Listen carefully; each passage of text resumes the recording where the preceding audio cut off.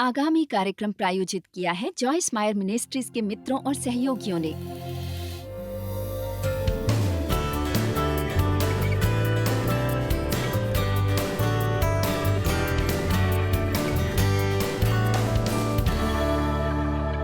पिता, मैं आभारी हूँ आज के वचन के लिए, उन प्यारे लोगों के लिए जो आज यहाँ हैं और इस महान गिरजे में सिखाने के मौके के लिए। मेरी प्रार्थना है कि आज जैसे वचन का प्रचार हो, लोगों को चंगाई मिले। आपका वचन भजन 107:20 में कहता है कि वो अपने वचन के द्वारा उनको चंगा करता है और जिस गड्ढे में वे पड़े हैं उससे निकालता है।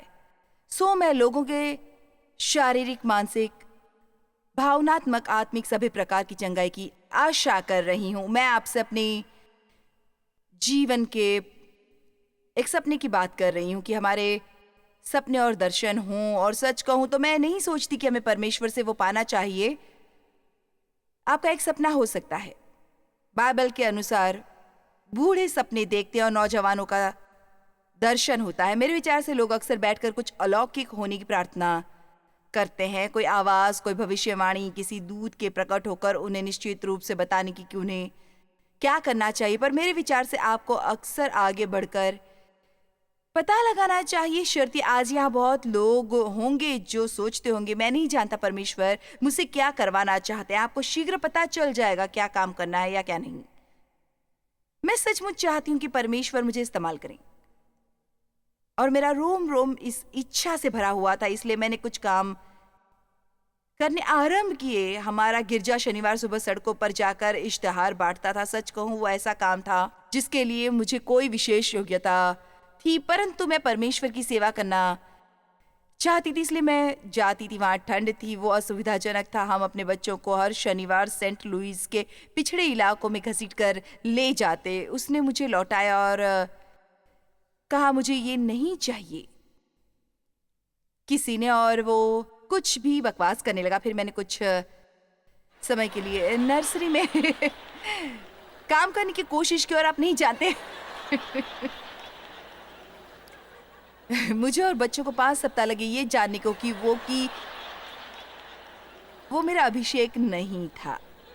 मैं बताना चाहती कि मैं ऐसे मनुष्य नहीं जो परमेश्वर की सेवा करने के बारे में दृढ़ थी। मैं परमेश्वर द्वारा इस्तेमाल किए जाना चाहती थी, इसलिए मैंने बहुत से काम करके देखे। कई बार ये ऐसा होता है जैसे कि हम कपड़े खरीदते हैं, हम कपड़े पहनकर देखते हैं जब तक सही नाप नहीं मिलता। मेरे विचार से जीवन में अक्सर ऐसा होता है। हमें कुछ काम करके देखनी चाहिए जब तक हमें सही मौका नहीं मिलता। आपका एक दर्शन और आशा होनी चाहिए और हमेशा हमेशा हमेशा चमत्कारों में विश्वास करें। कुछ केवल सपने देखते हैं पर काम नहीं करते, और कुछ काम करते हैं पर सपने नहीं देखते। दोनों की जरूरत है। चलिए उस बारे में सोचते हैं। मान लो आप ऐसे व्यक्ति हैं जो बहुत मेहनती हैं पर कोई सपना नहीं। ऐसे बहुत लोग हैं, वे रोज सुबह उठकर दफ्तर जाते हैं, काम करते हैं, उन्हें करना होता है, परंतु उनका कोई सपना या आशा नहीं होती एक तारीख को अपना वेतन पाकर बिलों का भुगतान करने के अलावा। मेरे विचार से जब हम ऐसे जीते हैं तो बहुत बोर हो जाते हैं। हमेशा वही काम वही काम वही काम, बोर बोर बोर बोर।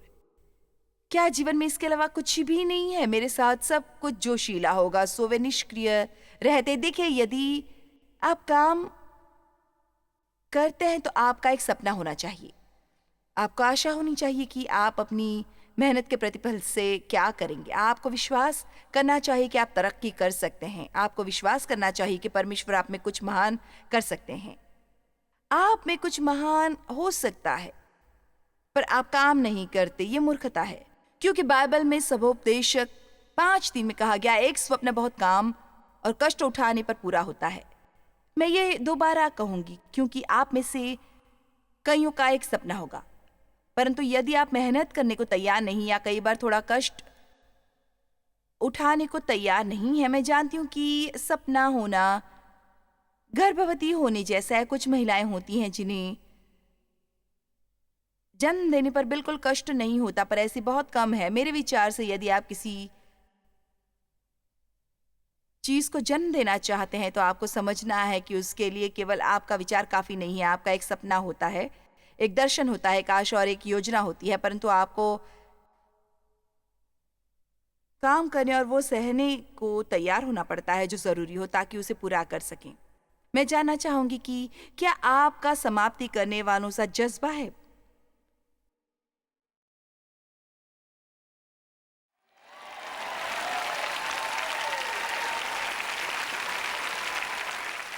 यूहन्ना 17:4 में यीशु ने कहा है, पिता जो काम तूने मुझे करने को दिया था उसे मैंने पूरा किया है, अब मेरी महिमा कर।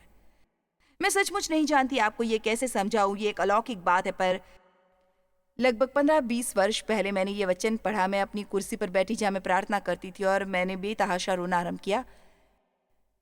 मैं उसी वक्त जान गई कि मेरे लिए पूरा करना अत्यधिक महत्वपूर्ण है जो परमेश्वर ने मुझे करने को दिया था। दरअसल शुरुआत करना इतना कठिन नहीं होता, सब में उत्साह होता है, उमंग होती है, नया होने के कारण हम में भावुकता और उत्साह होता है, पर वो काम हो जाता है। ऐसा समय आता है जब कोई उत्साह नहीं दिलाता, तालियां नहीं बजाता, आप अकेले होते हैं और सोचने लगते हैं कि क्या वो पूरा होगा, और तब आपको निर्णय लेना होता है कि आप परमेश्वर के साथ अंत तक जाएंगे या नहीं। और ये इतना सरल होता है जितना कर्ज मुक्त होने का निर्णय लेना, अपना स्वास्थ्य दोबारा पाने का निर्णय लेना। बहुत से लोगों की सेहत अच्छी नहीं होती, पर याद रखिए आपको स्वस्थ रहने की जरूरत है। आप अपनी सेहत बहाल करने में मदद के लिए कुछ काम कर सकते हैं। मैं चाहती हूँ कि पादरी मेरे लिए प्रार्थना करें, ऐसा नहीं, ये अच्छा है, हम आपके लिए प्रार्थना करेंगे, पर एक सपना बहुत काम और कष्ट उठाने से पूरा होता है। बहुत से लोगों को इच्छाएं होती हैं, परंतु हमें असल में दृढ़ता की जरूरत है। हमें हमेशा काश ऐसा होता है, काश वैसा होता का राग नहीं अलापना, हमें दृढ़ता होनी चाहिए। और ये उत्साहजनक है, उस व्यक्ति से अधिक दुखी कोई नहीं होता जो बैठकर केवल अपने साथ कुछ अच्छा होने की आशा करता है पर उसे पूरा करने की कोई कोशिश नहीं करता। मैंने एक दिन कुछ सुना था जो मुझे अच्छा लगा था। हम जितना अधिक करते हैं उतना अधिक करने के योग्य होते हैं, और जितना कम करते हैं उतना कम करने के योग्य होते हैं।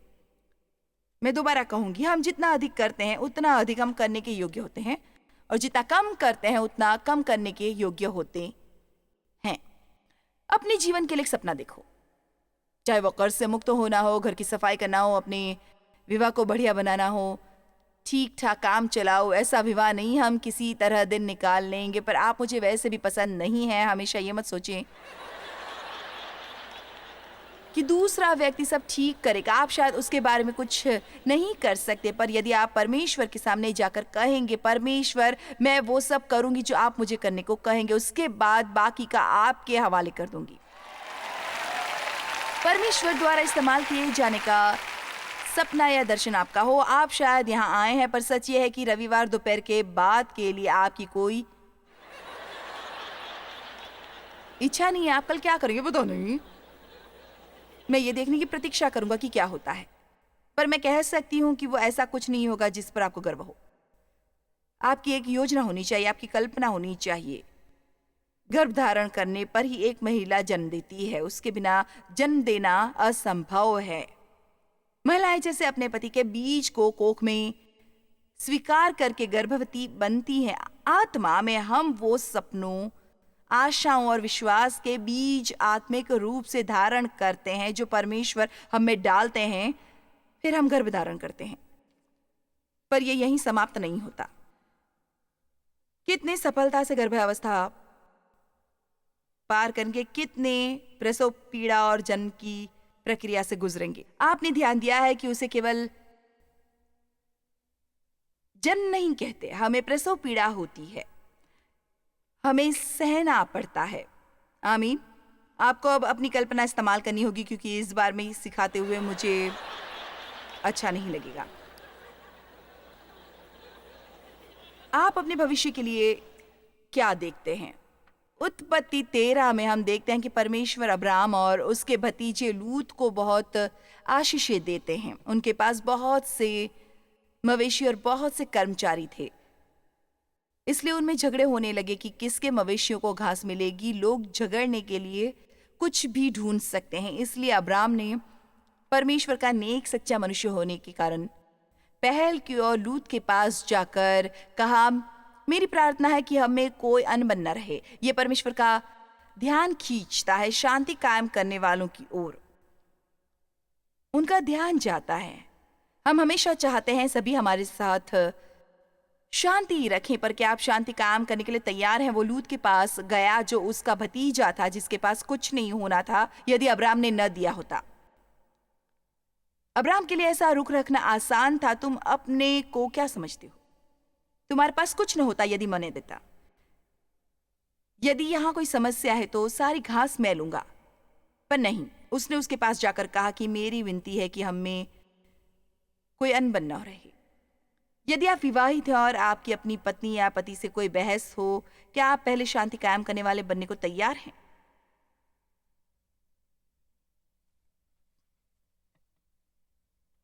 पर वो मेरा दोष नहीं था। बाइबल में कहीं नहीं लिखा कि अपना दोष न होने पर क्षमा मांगे या केवल अपना दोष होने पर क्षमा मांगे। मैंने कहा कि आप शांति बहाल करने वाले पहले बनेंगे। परमेश्वर आपका सम्मान करेंगे, परमेश्वर आपका सम्मान करेंगे यदि आप शांति बनाने को तैयार है। मेरी प्रार्थना है कि हम में कोई अनबन न हो। तुम चुन लो। ध्यान दे, उसने कहा तुम यरदन घाटी का वो हिस्सा चुनो जो तुम चाहो और मैं बचा हुआ ले लूंगा। कितना विनम्र रुख है। सो ये स्वाभाविक था कि लूत ने सर्वोत्तम चुना, और वो इतना बढ़िया नहीं था जो अब्राम के लिए बचा था। उसका दिन वास्तव में बुरा हो सकता था, वो अनुभव कर सकता था, मुझे अब नई शुरुआत करनी होगी। पता है, मेरे विचार से कई बार शुरुआत करना बहुत रोमांचक होता है। मैं वास्तव में इस वक्त एक किताब लिख रही हूं जो 1-2 वर्षों में बाजार में आएगी। उसका नाम है it's never too late to begin again. मुझे अब नई शुरुआत करनी होगी, और मैं चाहती हूँ यहाँ कुछ लोग जान लें कि कभी बहुत देर नहीं हुई होती। आप कभी बहुत बूढ़े नहीं होते, बहुत छोटे नहीं होते, आपको बहुत समस्याएं नहीं होती, आपने कुछ भी बहुत अधिक सहन नहीं किया है। परमेश्वर के साथ नई शुरुआत करने में कभी देर नहीं होती। आप आज यही अपना सपना देख सकते हैं कि आपका जीवन बेहतर होने वाला है। आपका कुछ महान करने का सपना हो सकता है, कर्ज से मुक्त होने का सपना हो सकता है, अपने घर में शांति होने का सपना हो सकता है, अपने बच्चों को बहाल होते देखने का सपना हो सकता है। परंतु यदि आप किसी बात के लिए विश्वास नहीं करेंगे, आप कुछ प्राप्त नहीं करेंगे। मैं थोड़ा मांग कर वो सारा पानी की बजाय बहुतायत के लिए विश्वास करके उसका आधा पाना चाहूंगी। उत्पत्ति 13:14 में जब लूत अब्राम से अलग हो गया, तब उसके पश्चात यहोवा ने अब्राम से कहा, आंख उठाकर जिस स्थान पर तू है वहां से उत्तर, दक्षिण, पूर्व, पश्चिम चारों ओर दृष्टि कर, क्योंकि जितनी भूमि तुझे दिखाई देती है उस सबको मैं तुझे दूंगा। आप आज क्या देख रहे हैं? आपको शायद इसकी जरूरत है। मैं आपके बर्ताव से समझ सकती हूँ। मैं बोलना जारी रखते हुए कुछ बातें कहने की बजाय आपको कुछ बताऊंगी। उसके बाद वचन 17 में, ये मुझे प्यारा है, वो कहते हैं कि उठ इस देश की लंबाई और चौड़ाई में चल फिर, क्योंकि मैं उसे तुझी को दूंगा। सो उन्होंने उसे 2 काम करने को कहे। उन्होंने कहा, जाकर कुछ देख, उस पर चल, फिर जाकर कुछ देख, उस पर काम कर। वर्षों पहले जब मैं अपनी सबसे पहली शिक्षा की टेप सुन रही थी, मुझे उससे कुछ सप्ताह पहले प्रभु ने प्रबलता से छुआ था और मैं पवित्र आत्मा से भरपूर हो गई थी। जब परमेश्वर आपको ऐसे छूते हैं, वो इसलिए नहीं होता कि आपको थोड़ा रोमांच और आपके रोंगटे खड़े हो जाएं। वे आपको कुछ करने के लिए तैयार कर रहे होते हैं। कितने मानते हैं कि वे अभिषेक के तहत? अच्छा, याद रखें कि आपको किसी चीज के लिए अभिषेक है। यदि हमसे कुछ करने की अपेक्षा न होती तो हमें अभिषेक की जरूरत न होती। हमें हिम्मत हारने के लिए अभिषेक नहीं है, न आलसी बनने के लिए। हमें आत्मा में कुछ देखने और अपने जीवनों में उस पर अमल करने का अभिषेक होता है। उस दिन मैं जो शिक्षा की टेप सुन रही थी, वो शिक्षा मरकुस अध्याय 4 से थी। उसका नाम था cross over to the other side. और मैं कई वर्षों से गिरजे जा रही थी, पर मैंने कभी किसी को 1 घंटे प्रचार करते नहीं सुना था। हमारे यहाँ 15-20 मिनट के प्रचार होते थे। दोबारा मुझे विश्वास नहीं हो रहा था कि कोई एक वचन पर 1 घंटे तक प्रचार कर सकता था और मुझे उसमें दिलचस्पी हो सकती थी। मुझे वो इतना अच्छा क्यों लगा, उस पर अभिषेक था। जहाँ अभिषेक होता है आप सारा दिन बैठकर सुन सकते हैं, क्योंकि वास्तव में वो व्यक्ति आपसे बात नहीं कर रहा होता। परमेश्वर उस व्यक्ति को इस्तेमाल कर रहे होते हैं आपसे बात करने के लिए, और वे आपके दिमाग में नहीं बल्कि दिल में प्रवेश करता है और आपको साक्ष्य मिलता है।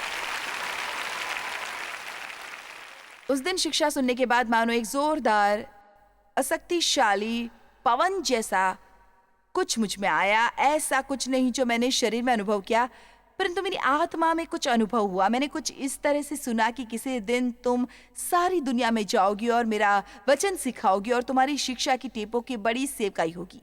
पता है, परमेश्वर आपसे उस संदर्भ में बात करते हैं जहां आप उस वक्त होते हैं। उन दिनों टेप हुआ करती थी, आजकल टेपों पर रिकॉर्डिंग नहीं होती और हम वो सब इलेक्ट्रॉनिक माध्यम से भेजते हैं, और हम दुनिया के 2/3 हिस्से में कुछ भाषाओं में परमेश्वर का वचन सिखाते हैं। सो मैं कह सकती हूँ कि मैंने उस पर काफी अमल किया है। मुझे बहुत सा काम करना पड़ा है, बहुत से कष्ट उठाने पड़े हैं, पर जब मैं सोचती हूँ मैंने कहाँ होना था और मैं कहाँ होती यदि मेरा एक सपना न होता। मैं उसके बारे में बहुत प्रबलता से अनुभव करती हूँ। मैं ये भी कह सकती हूँ कि मैं थोड़ा भविष्य सूचक जैसा अनुभव कर रही हूँ। परमेश्वर चाहते हैं कि आपका अपने जीवन के लिए एक सपना हो। कईयों को अपने को थोड़ा उत्साहित करना चाहिए। आपको शायद कुछ समस्याएं थीं, आपने कुछ कष्ट सहे थे, आपको निराशा हुई थी और आपने उसे अपने पर हावी होने दिया है, और आप ऐसे हैं मानो कभी भी हिम्मत हार देंगे। मेरे विचार से परमेश्वर ने मुझे इसलिए भेजा है ताकि आप में जीवन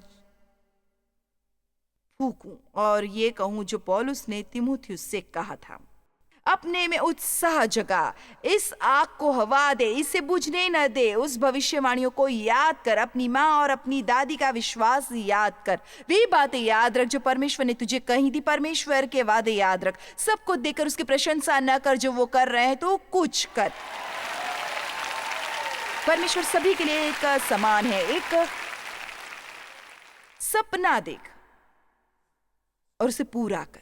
मुझे उत्पत्ति 15 प्यारा है वचन 1 कहता है, इन बातों के पश्चात यहोवा का ये वचन दर्शन में अब्राम के पास पहुंचा कि हे अब्राम मत डर, तेरी ढाल और तेरा अत्यंत बड़ा फल है तू। सो यहाँ परमेश्वर अब्राम को उसके जीवन के लिए एक महान वचन दे रहे थे। अब्राम ने कहा, हे प्रभु यहोवा, मैं तो निर्वश हूं और मेरे घर का वारिस ये दमिश्की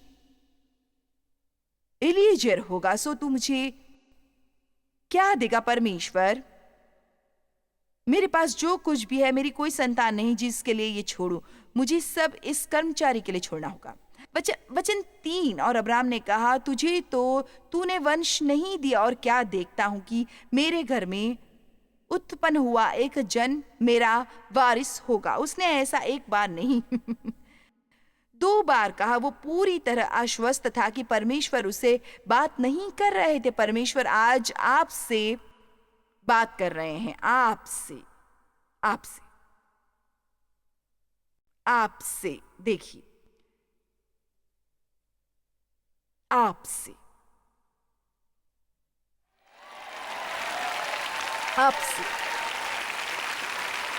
इसे कठिन मत बनाइए, मेरे पास सीमित समय है। आपसे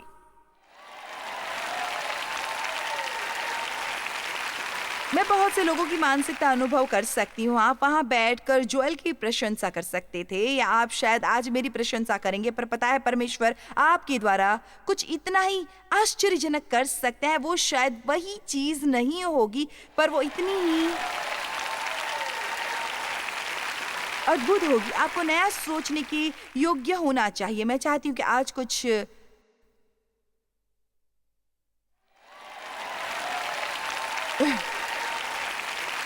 लोग गर्भ धारण करें। आज पुरुषों को भी ये मौका मिलने वाला है। जी हाँ, और टीवी पर देखने वाले सभी दर्शकों को कृपया अपने टीवी इसलिए बंद न करो क्योंकि मैंने लकीर से हटकर बात की, आपको किसी की जरूरत थी जो आपको आपके उबाऊ बक्से से निकाले। आमीन। अच्छा, आप सुनिए, परमेश्वर ने क्या कहा था, मुझे ये प्यार है बहुत बहुत बहुत बहुत।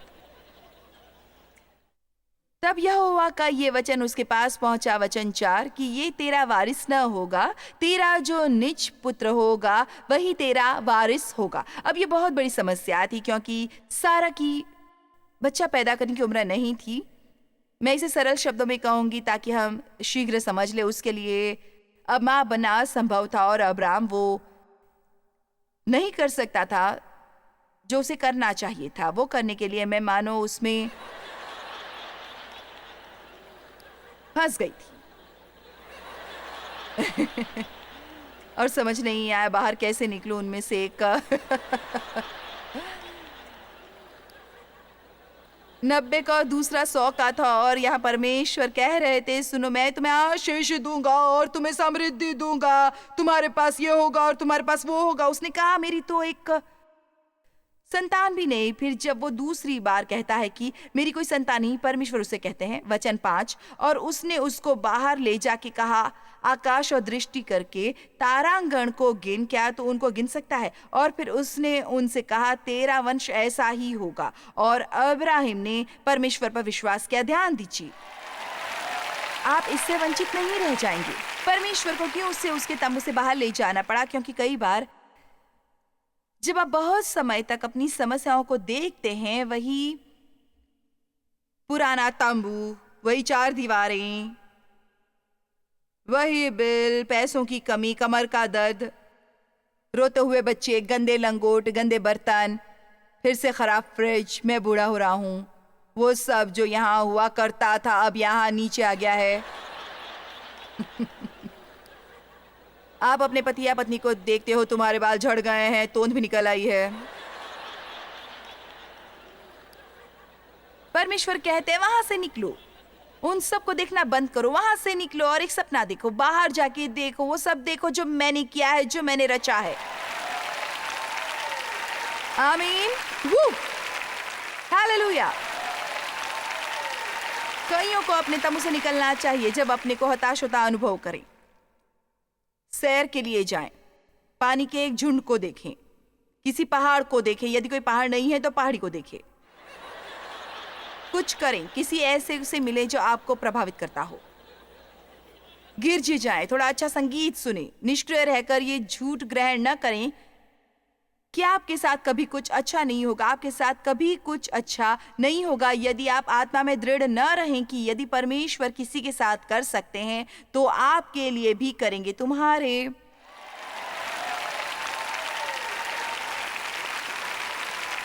पुराने स्वप्न देखेंगे और तुम्हारे जवान दर्शन देखेंगे।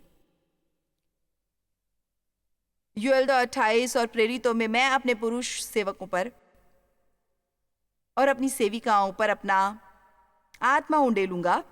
स्त्रियों और पुरुषों को परमेश्वर शक्तिशाली तरीके से इस्तेमाल करते हैं। मेरा एक सपना है। अभी क्या सपना बाकी है? मैंने बहुत कुछ किया है। अव्वल तो ये कि जब तक धरती पर ऐसे लोग हैं जो सुसमाचार नहीं जानते, मेरा उन तक पहुंचने का सपना है। हम बैठकर हमेशा चर्चा करते हैं। मेरा मतलब मैं आज केवल एक बात समझाने के इरादे से ये बात कर रही हूँ। मेरा मतलब हमारी सेवकाई बहुत बड़ी है और मैं चाहूँ तो आराम कुर्सी पर बैठकर ये कह सकती हूँ, मैंने अपना हिस्सा कर लिया है। हाल ही में जब हम इंडोनेशिया से लौटकर आ रहे थे और मैं अपने बेटे डेविड से बात कर रही थी, जो विश्व भर में हमारे मिशन का मुखिया है, मैंने कहा हम दुनिया के किसी स्थान की बात कर रहे हैं जहाँ हम जा सकते थे पर अभी गए नहीं थे। मैंने पूछा, वैसे कुछ ऐसे स्थान कौन से हैं जहाँ हम जा सकते हैं पर गए नहीं हैं? उसने कहा अच्छा, उसने कुछ स्थानों के नाम लिए। मैंने कहा जापान कैसा रहेगा? उसने कहा नहीं नहीं नहीं, वहाँ नहीं, हम जापान में कुछ नहीं कर सकते, वो हमें इसकी अनुमति नहीं देंगे। मैंने कहा मैं चाहती हूँ तुम वहाँ जाकर पता लगाओ हम क्या कर सकते हैं।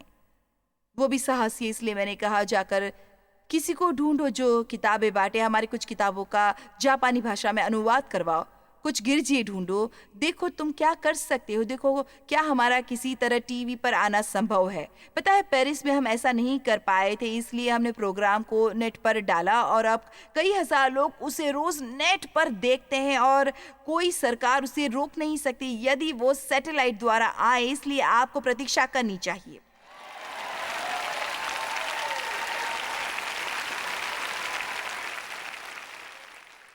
मैं पहले ही से घोषणा करना चाहती हूँ, हम जापान में कुछ करने वाले हैं। वहां द्वार खुलने वाले हैं, सुसमाचार का वहां भी प्रचार होने वाला है। मुझे विश्वास है वहां टीवी पर प्रसारण करवा सकेंगे और लाखों लोगों का उद्धार होगा। इस वर्ष अपने जन्मदिन पर मैं 70 की हो जाऊंगी। अब जॉर्जी और मैंने आज तक करार किया है। उसने कहा मैं 80 की होंगी और तुम 70 की। मैंने कहा मेरी बात याद रखना, जब आप 100 की और मैं 90 की होंगी, मैं उस रविवार यहाँ आकर प्रचार करूंगी। आपका सपना होना चाहिए। लोग पूछते हैं आप कब रिटायर होंगी। मुझसे ऐसे सवाल न करें। कोई अपने जीवन के बुलावे से कैसे रिटायर हो सकता है? ये कोई ऐसी नौकरी नहीं जहां मैं जाकर अर्जी दूं कि मैं अब रिटायर हो रही हूं।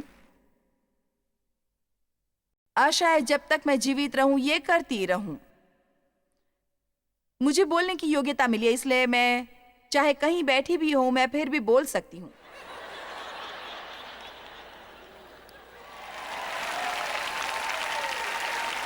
अपने जीवन के लिए सपना देखें।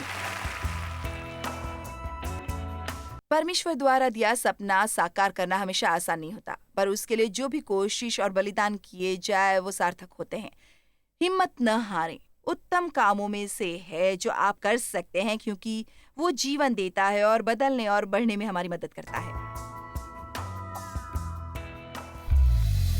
जॉयस मायर मिनिस्ट्रीज में आप हमारे लिए बहुत ही कीमती हैं, जितना कि आप जानते हैं।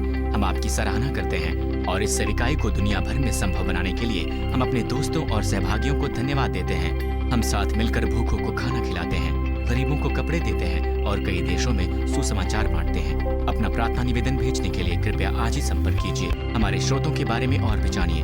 जॉयस की सभाओं की सूची देखिए हमारे साथ सहभागी बनने के लिए, क्योंकि हम दुनिया भर में मसीह के प्रेम को बांटते हैं।